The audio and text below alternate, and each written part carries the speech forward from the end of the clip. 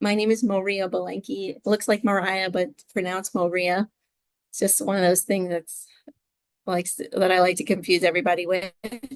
Um, but yeah, I am an assistant professor at Purdue University, and I have the Sustainable Horticulture Lab, as David mentioned, but today I'm actually going to be focusing primarily on research that I did when I was at Iowa State as a graduate student. Um, so primarily this work occurred at Iowa State. Um, okay, so we'll just jump right in. And yeah, again, if you have questions, take it and just interrupt me. This can be, I know there's not a lot of us here, so this can be pretty informal. Yeah, folks, if you have questions, definitely pop them in the chat and then I can make sure that they're read out loud. Cool. So yeah, just a little bit more background about myself. I'm originally from Pennsylvania, and I did my undergraduate work in two different places. One, Nebraska College of Technical Agriculture, which was a 2-year ag tech school, which is where I got my first sort of experience working on farms. I was one of two people from Pennsylvania and the only person who came from outside of Philadelphia. But I worked there on their 160-acre um, corn, bean, cow-calf operation there, and that's me no-till planting winter wheat into a um, undergraduate research project. And then from there, I went to Iowa State and I did my undergraduate in vegetable production. But I really wanted to work on a farm and be more hands-on. So after undergrad, I left there and um, worked on a diversified vegetable farm that had a CSA, about 300 members.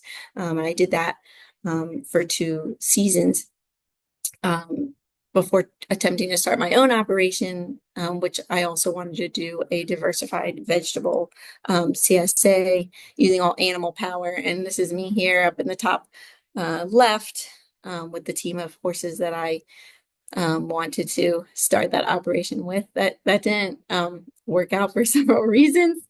Being on leased land, not having a lot of capital, no off-farm job, lots of things that many of you probably already know are necessary when running a small farm or any farm really. But I'm doing more work with animal power for small farms here at Purdue. I'm not really going to go into that here, but if you are have interest in it and want to chat about it, we could do that too. Okay, so some background um, on this project. So in that 1 year where I was attempting to start up my own farm, I wanted to have chickens. And so I purchased some day old well summer chicks um, for egg laying.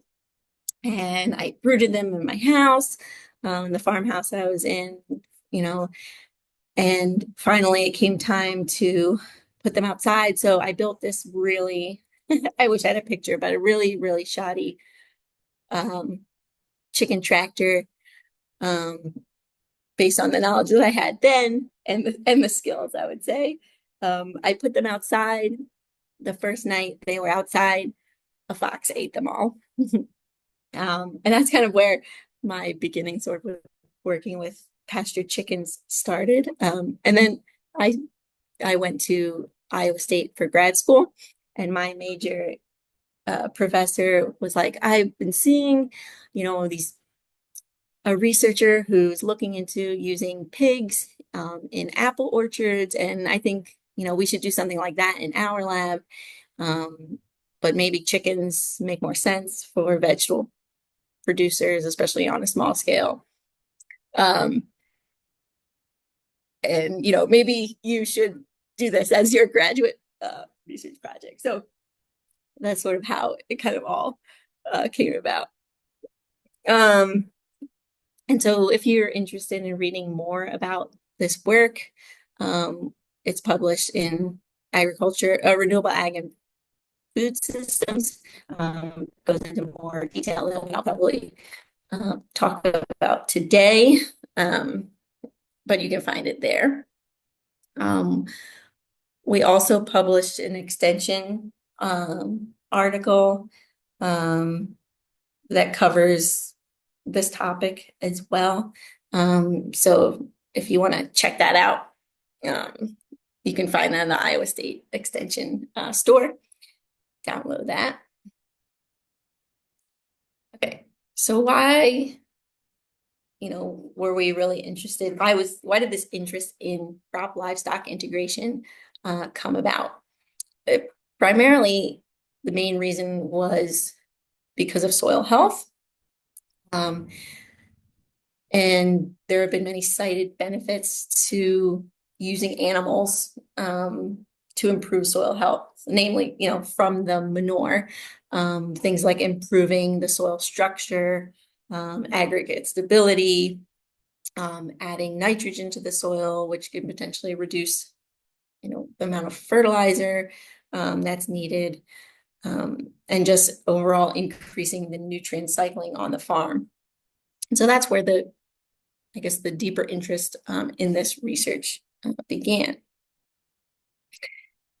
So the thought process and where the hypotheses and objectives came from was that we wanted to know basically if rotating chickens within a vegetable field during fallow periods, so think more about crop rotation with animals rather than animals being commingling with the vegetables at the same time. I often get that question.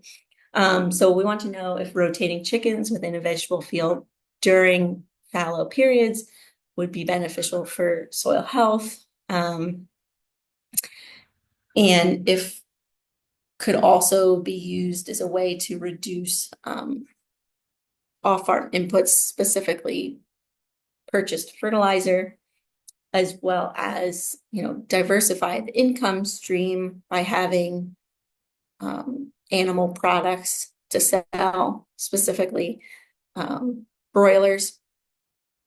And all this within, the sense of meeting organic certification standards, since, in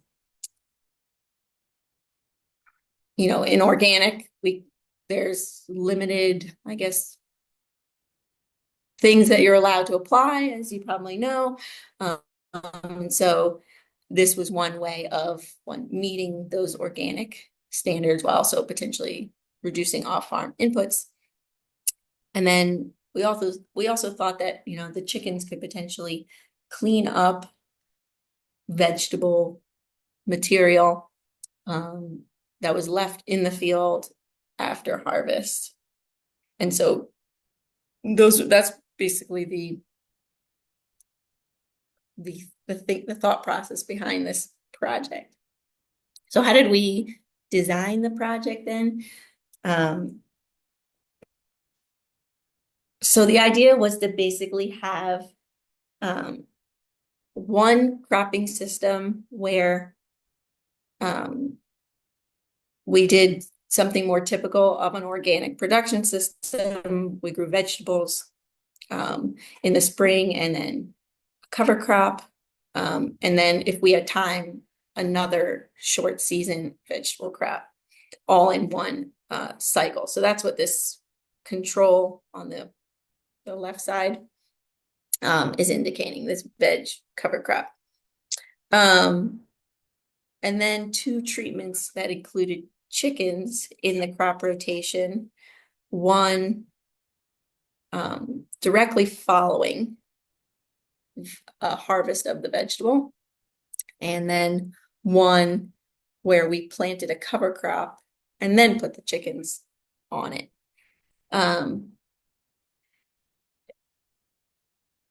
And so the idea was to understand, if the chickens would, help clean up some of that broccoli material and also provide soil health benefits to the following crop. And so one of the reasons we designed the crop rotation this way was that we wanted to make sure we were following the organic rules of 90 to 120 days from the time of manure application to harvest of a vegetable crop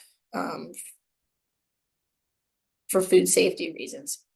So 90 days for crops that come in contact with the soil, and 100 or that don't come in contact with the soil, and 120 for those that do.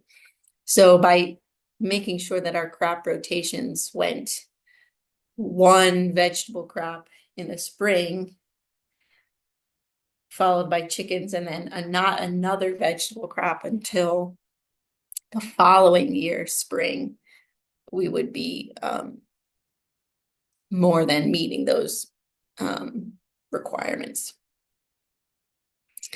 And so this shows our 2017 crop rotation. And so one of the other things we wanted to do was try to mimic a more ideal crop rotation where we didn't have crops of the same family grown in the same plots each year. And so this crop here is different for each of the 3 years of this study. So in 2017, it was broccoli.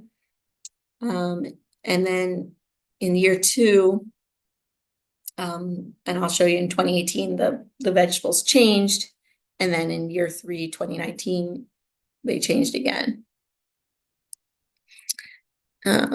So this is our 2018 rotation. Because of that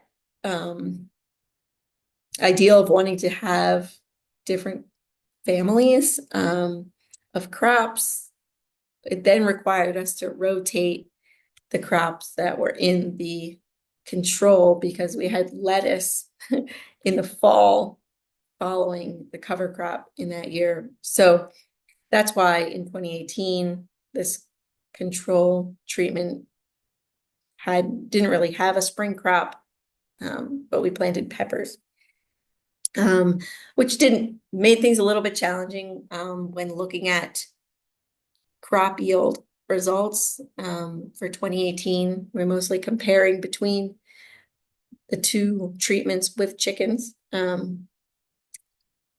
yeah. And then 2019, these are our crop rotations. We had spinach in each as the spring crop in each of the treatments or crop rotations. Everything else being the same in the treatments that had chickens, and a fall vegetable, carrots, in the control. Okay. So just some of the field management aspects. So all of the plot management, going from getting the field ready for vegetable production and for cover crops. We used a rototiller for that. So prior to vegetables, we rototilled. Prior to cover crop, we rototilled. The only time we didn't rototill was when we were going straight into chickens from vegetable production. And so the plots that we set up were 15 by 25 for each rotation, and then each rotation was replicated 4 times. And all of the planting and field management was done by hand. So to plant the lettuce, we use this stand and plant type transplanter for seeding the spinach. We used a Jang precision seeder, and then cover crops were all broadcast seeded and then firmed with a cultipacker afterwards. And then all the weeding and everything was done by hand, as these plots were too small to get any kind of cultivation equipment through. So this talk will mostly focus on like the lettuce and spinach production, as those are the ones where that followed chicken integration. And it's easier to, I guess, to understand the comparison of the yields when the crop is the same. So this is what our lettuce fields look like. So 2018 was a lettuce crop, and in both the crop rotations where chickens were included. So when lettuce was planted at this time, chickens had already been integrated once the previous season, either in the summer or in the fall. And we did grow a few different varieties of lettuce in like an additional variety trial, but I'm not going to present the results of that here. And then this is what the spinach field looked like. So this was 2019, our last season, where spinach was planted in every plot. And again, we also grew 5 different varieties of spinach in these plots. Okay, so how did we do the chicken integration? So this figure or picture shows a side view of what the plot looked like. This would have been in 2017.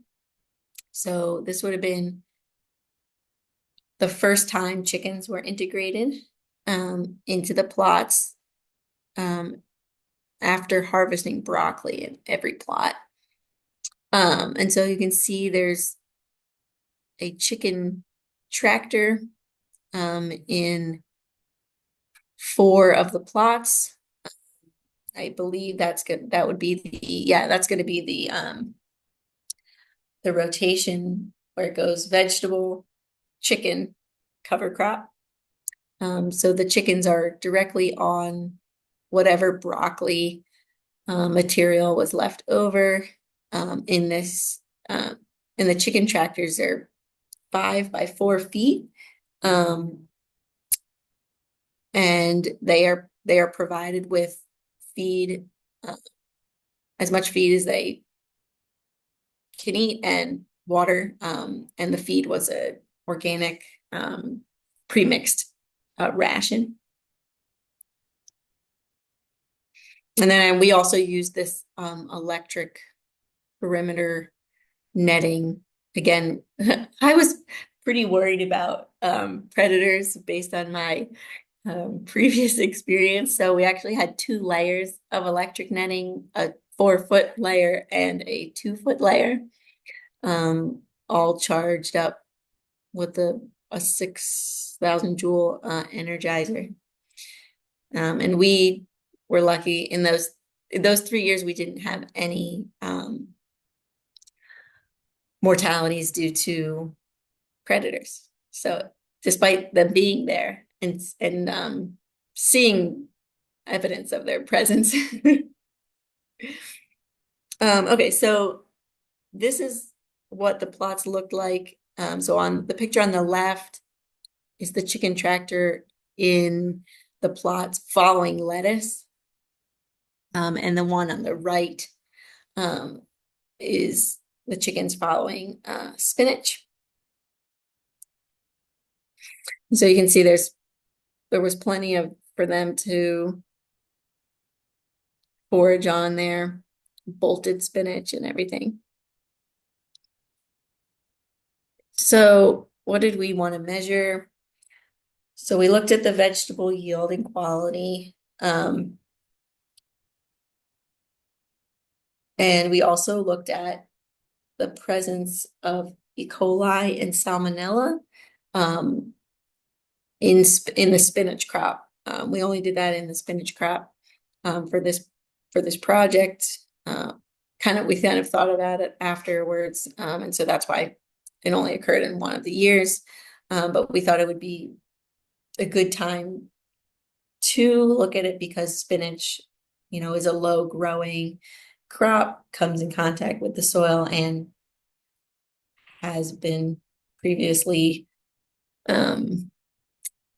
implicated in foodborne pathogen outbreaks before. And then several soil health parameters that have been previously researched as being affected by crop livestock integration. And so that's why we chose those. And then we also looked at pathogen presence in the soil in 2018 and 2019 following chicken integration. And then we also wanted to observe how the chickens performed in these crop rotations. So even though we didn't have any type of control for the chicken treatments, we did look at how much feed each bird was consuming on average, and their feed conversion ratio, so how well they are able to turn feed into meat during both the time they were integrated in the summer and in the fall. So this is just the daily care of the chickens.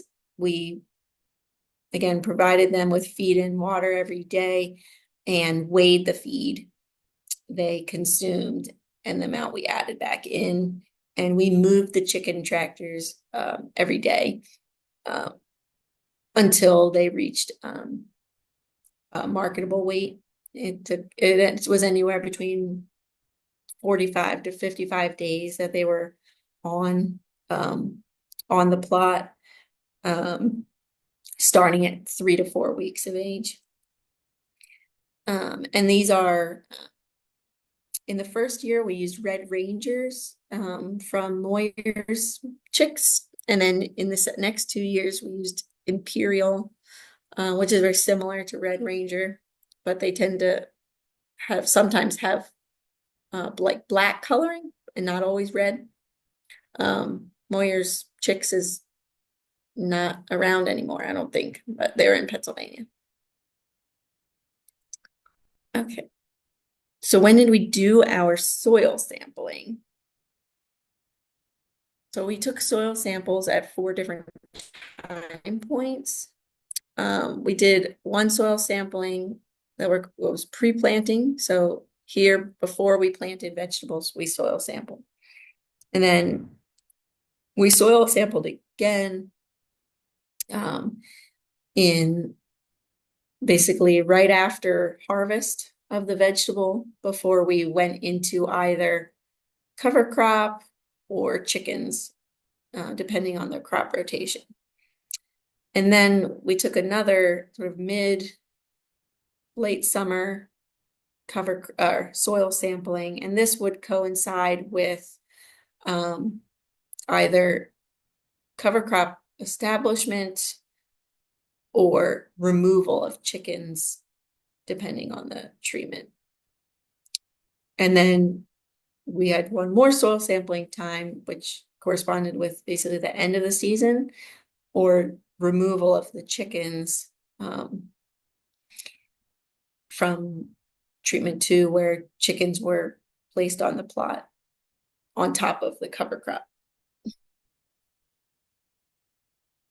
Okay. So vegetable yield. So this is our lettuce yield in 2018. This is in pounds per square foot. And this was the only year that we saw out of 2018 and 2019, this was the only year we saw a difference in the treatments. Unfortunately, we didn't have the lettuce in the control, so we couldn't see the difference there. But what we did see was greater marketable weight in the treatment where chickens grazed in the fall. So later in the season, compared to when they were grazing in the summer. We didn't see the same thing in the spinach, which I'll show you. But basically, when thinking about the treatments,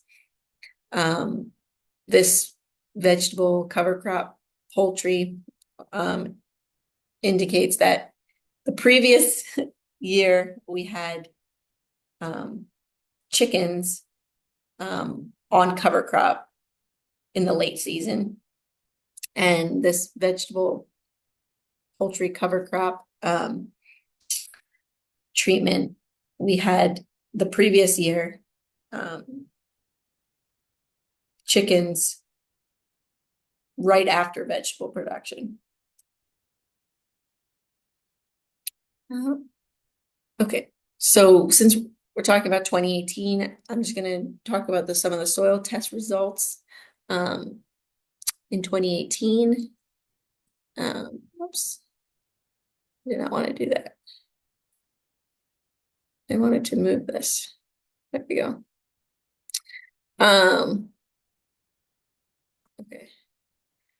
Okay. So what I have highlighted here are the soil sampling time points where we saw differences in certain soil health indicators. So we really didn't see any differences in organic matter or any of the other macro or micronutrients that we measured. And with organic matter, that's usually, takes a long time for that to change. And so with this shorter term study with intensive tillage, it kind of makes sense that we didn't see differences in organic matter.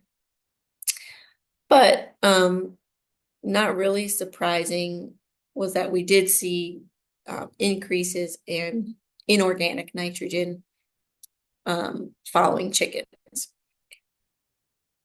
especially when we sampled directly after the chickens were removed. So for example, in 2018, this is the sampling time in late summer, right after chickens in this treatment would have been removed. And compared to the other two treatments where chickens had not yet been integrated that year, there was higher ammonium nitrate and total inorganic in those plots. Okay, so now we're going to move on to spinach yield. So we're moving on to 2019. And like I mentioned, we didn't see any significant differences in spinach yield. Again, this is pounds per square foot. But potentially, if we followed this study into another year, maybe we would see a similar trend of having greater yields in the spring following late fall chicken integration. But it wasn't a significant difference. Soil test results in 2019. Again, it followed a similar theme as in 2018, where right after removal of the chickens in late summer, there was greater inorganic and in the plots where chickens had just been removed compared to the plots that did not yet have chickens integrated in them that year. Um, and we also saw a similar thing with um, this time, but we didn't see it in 2018, but in 2019, um, following um, removal of chickens in the fall, we also saw um, higher nitrate um, in the plots where chickens compared to the other treatments where either at some time had passed since the chickens had been there, for the case of this treatment, or there were no chickens in the case of the control treatment.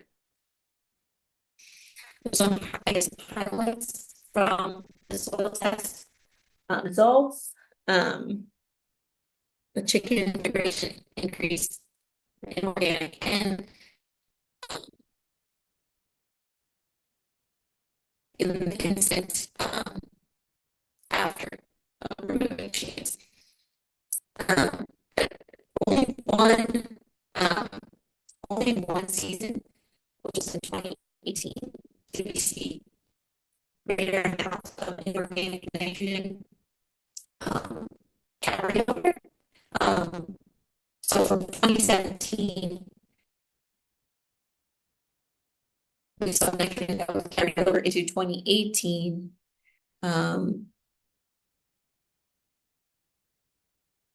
But then we didn't see that again in the other years. And it's possible that, the chickens were in 2017, the chickens were on the plots 11 days longer in the treatment where the chickens grazed in the fall. So that's a possibility. It was also really late in the season.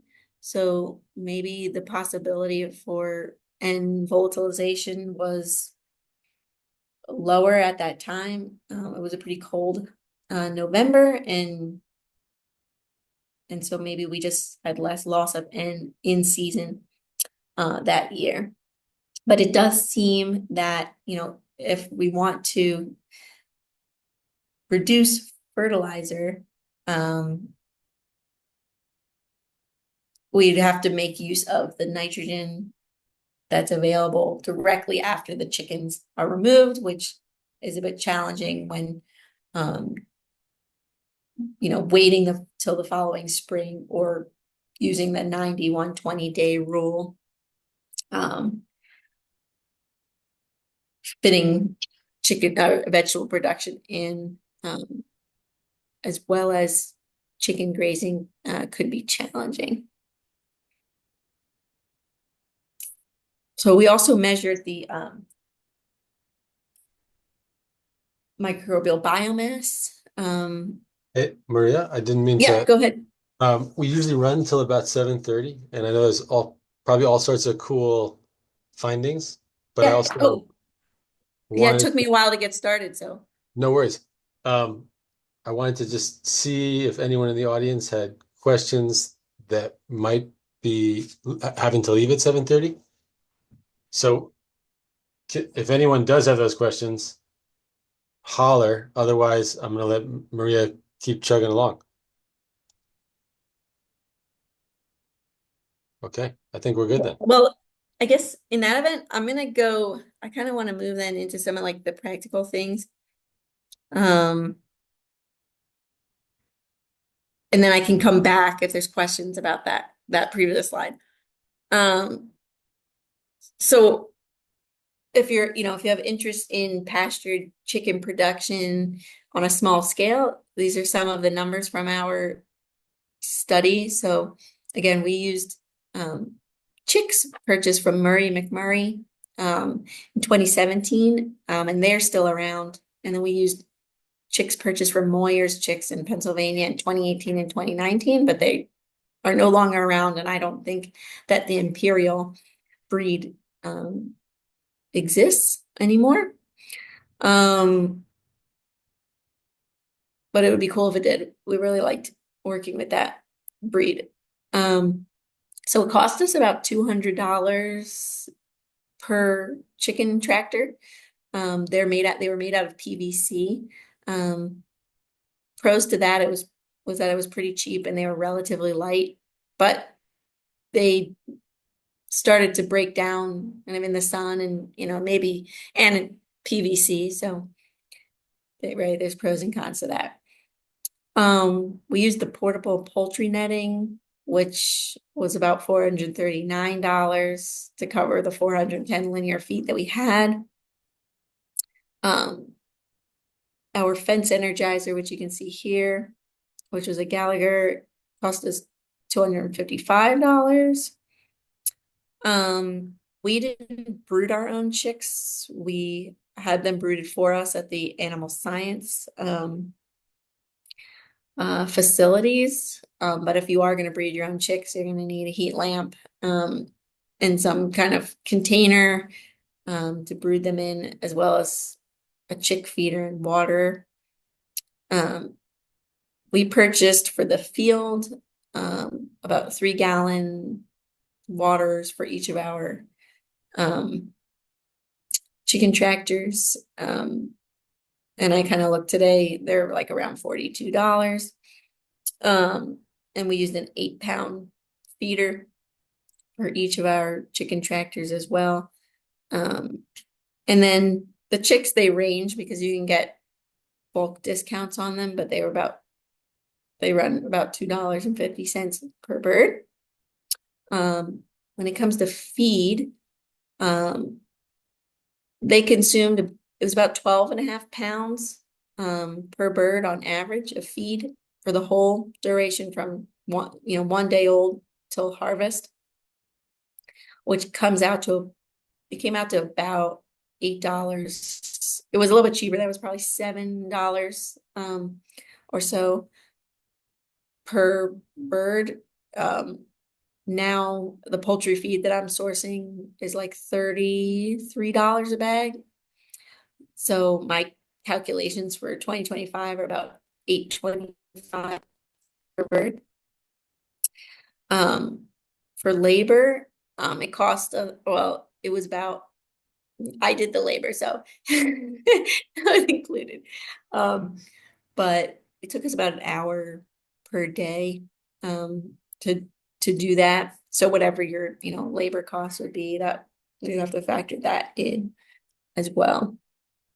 And then also processing fees, processing for chicken harvest varies depending on where you are, but can be depending on the number of chickens, but I think it could be anywhere between $2 and $3, maybe more per bird, unless you do it yourself. So results from the chicken production, which was kind of surprising by looking at the 2 treatments. So surprisingly, the chickens that were grazing in the summertime had the better feed conversion ratio than the chickens grazing in the fall. Initially, I thought that, when it was cooler, when the weather was cooler, the feed conversion ratio would be better. But I think maybe instead what we saw was chickens were less active in the summer and they kind of sat by their feeders more. Whereas in the fall, the weather was cooler, they were really active. And so maybe that's, and that affected the feed conversion ratio, making them less efficient because they were just more active. And we saw that each year for the most part. So the pathogen assessment. Oh yeah, so we didn't get a chance to measure insect pest pressure in this project.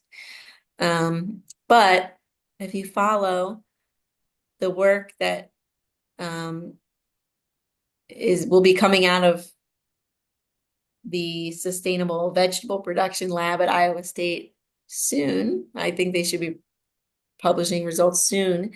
There was a OREI grant that got funded based on the preliminary results of basically this project that I'm presenting now, which was another, I think, 3 or 4 year study that included, again, longer term measurements.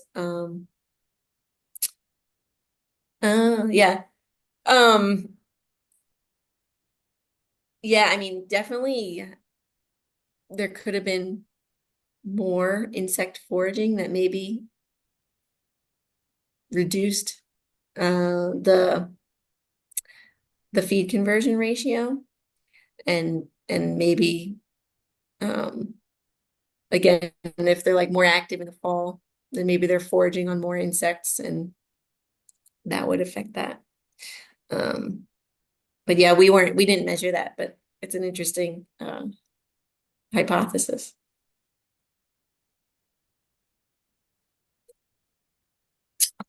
Yeah, so the pathogen assessment results were not as clear cut as we would have liked them to be. And I'm learning more as I do more pathogen assessment work in our current studies on a similar theme.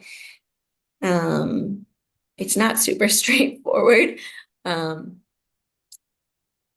What we found was, so our pathogen assessment sampling times occurred in the fall of 2018, the spring of 2019 before planting, and the fall of 2019. And so out of the 3 soil sampling time points that we did,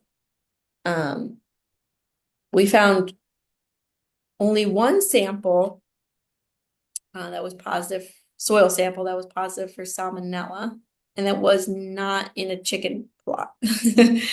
And so we didn't know what to think about that. Possibly some other type of contamination from something else. And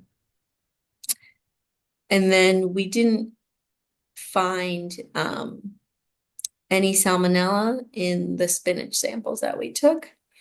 You know, the sampling that we did wasn't very intensive, right? So we took composite samples from each of the replications, and then assessed each composite sample. So we really just had 4 replications of each treatment. And so ideally, you probably would want to, increase that sampling, although the plots were really small. And then as far as E. coli, in the fall of 2018, there were no samples that were positive for 0157H7. And so this would have been, chickens would have been just removed from those plots where chickens were integrated in the fall.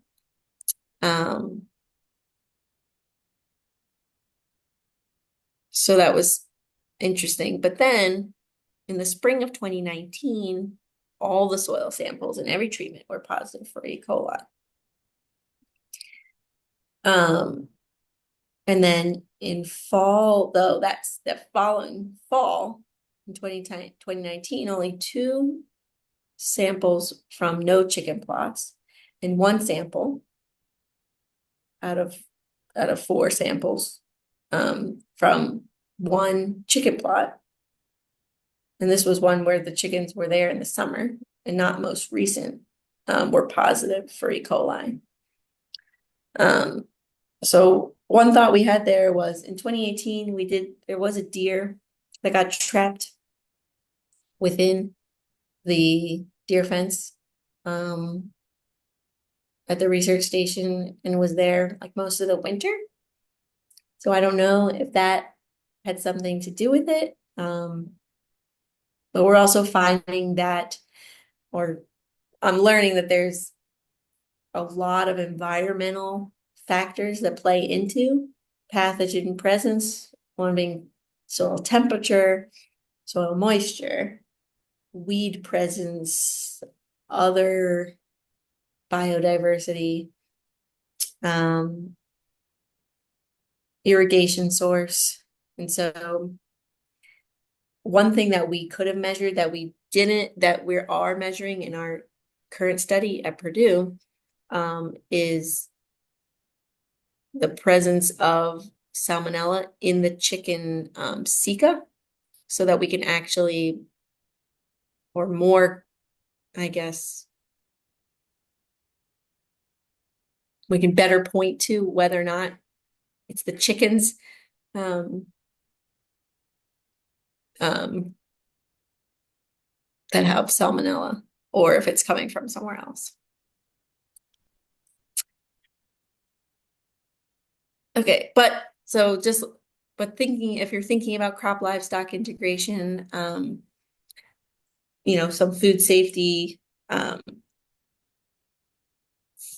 mitigation strategies you can use, again, using the 91-20-day rule, and if you are certified organic, you're going to be doing this anyway. Apply treated amendments when possible. Don't house animals upstream or very close to crops that are going to be consumed raw. If you are interested in an integrated system, you can work with the raw produce fields first, then do animal chores. Or you can wear different boots or coveralls to work with animals, and properly wash your hands before harvesting any produce. Or, if you really want to minimize risks, you can, but still do crop livestock integration. You can use raw manure or animal grazing only in fields where non-covered or, produce that's typically consumed raw will be grown.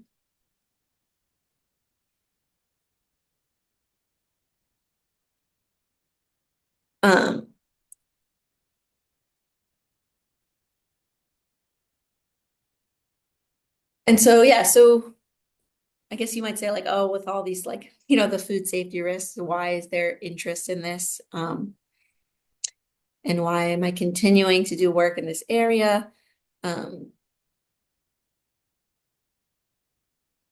the case of non-organic systems, the production of synthetic fertilizers uses a lot of fossil fuels, and is a costly input. And so being able to use, animal manure in this way can potentially, reduce the fertilizer needs,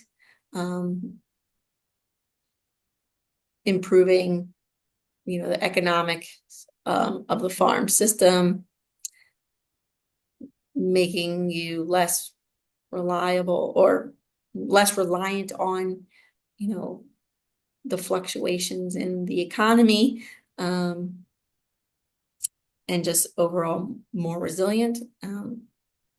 But yeah, there are, the food safety risks to take into consideration, but we have some ongoing work under a similar theme where we're investigating similar types of crop rotations, but raising the animals in the spring and following with vegetable production, with the hope of being able to utilize some of that fertilizer or soil nutrients that the chickens can provide. When we're actually looking at two different sites, one with a history of perennial cropping and one with a history of annual cropping, and two different systems, chicken grazing, like in the study that I just presented at Iowa State, and sheep grazing, with the idea that a ruminant animal might have the ability to create a more closed loop system by utilizing the forages that are produced from the cover crops, rather than with chickens where the majority of the feed still needs to be purchased off the farm. So we just completed our first year of that project. But I know I wouldn't have time to discuss all that here, but if you want to learn more about it, feel free to reach out.